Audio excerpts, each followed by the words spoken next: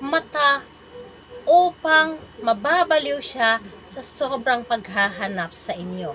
Hello mga guys, kumusta kayo? Panibagong araw, panibagong video na naman tayo. And sa araw na ito ay isa na namang video ang aking ituturo sa inyo na simpleng gabay o simpleng pamamaraan na makakatulong sa atin.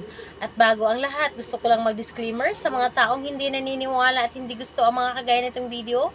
Please skip this video and maghanap kayo ng videos na gustong gusto nyo dahil ang video na ito ay para lamang ito sa mga taong naniniwala and gusto mag-try.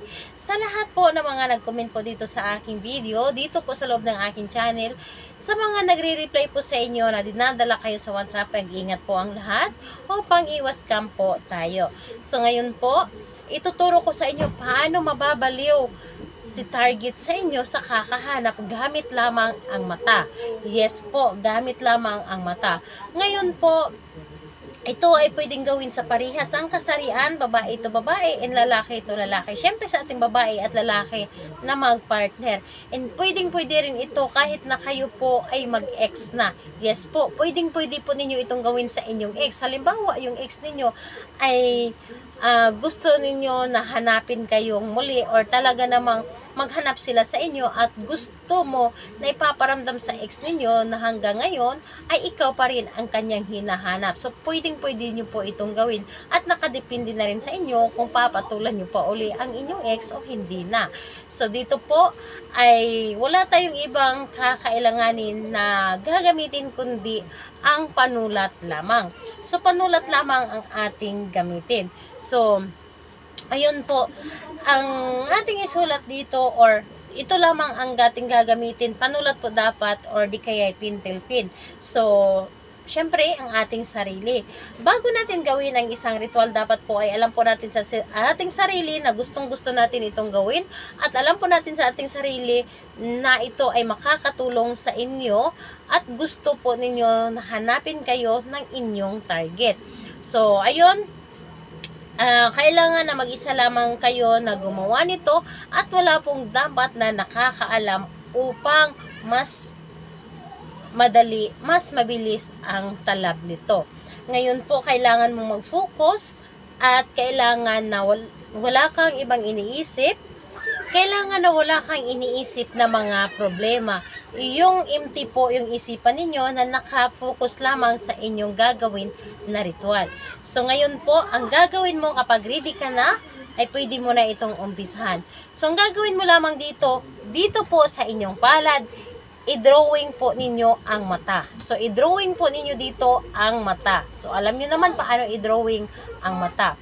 Ngayon, kapag na-i-drawing nyo na ang mata dito sa inyong palad, isulat po ninyo dito ang pangalan at apelyido ng inyong target. So, mata at pangalan po at apelyido ni target sa baba.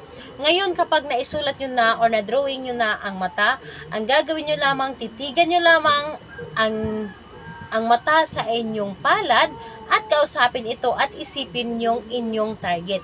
Kausapin ninyo ito at sabihin ninyo yung kanyang pangalan at apelyido at sabihin ninyo na mababaliw ka sa sobrang paghahabol sa akin. Sabihin ninyo lahat-lahat ang gusto niyo sabihin. Mas marami, mas maganda.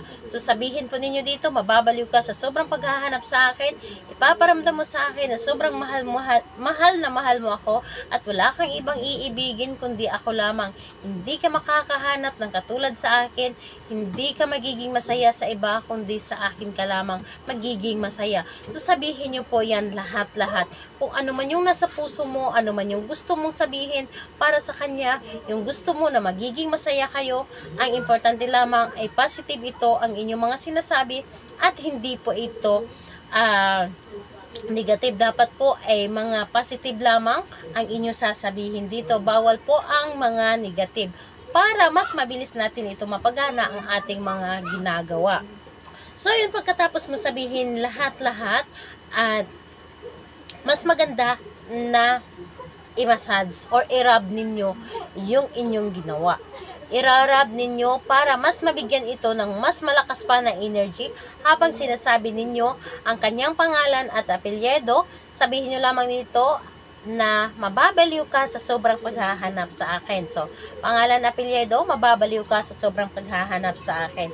So, yun lamang ang inyo sasabihin paulit-ulit at wala pong limit yung pagkabanggit ng kanyang pangalan at apelyido at yung magic words habang pinapainit ninyo dahil sa ating pagrarab po ito ay mas nabigyan ng mas malakas pa na energy ang ating ginawa kapag ito ay ating nirarab ang ating palad.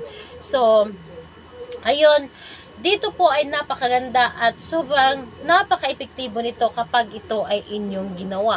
So, pwede ninyo itong gawin or kung magtatanong kayo kung kailan ito pwedeng gawin, gawin ninyo ito ng kahit anong araw at kahit anong oras, pero mas maganda po na gawin ito sa gabi. Dahil sa gabi, mas malakas po ang enerhiya sa ating mga ginagawa at tahimik na ang paligid at mas mabilis tayo mapapakinggan ng universe. Kaya naman, kung gusto ninyo na mas mabilis ang talab nito, gawin po ninyo ito sa gabi. So, ayun po. Kung may mga katanungan kayo, mag-comment lamang kayo sa baba upang ma-replyan ko po kayo. Bye-bye everyone. God bless us all.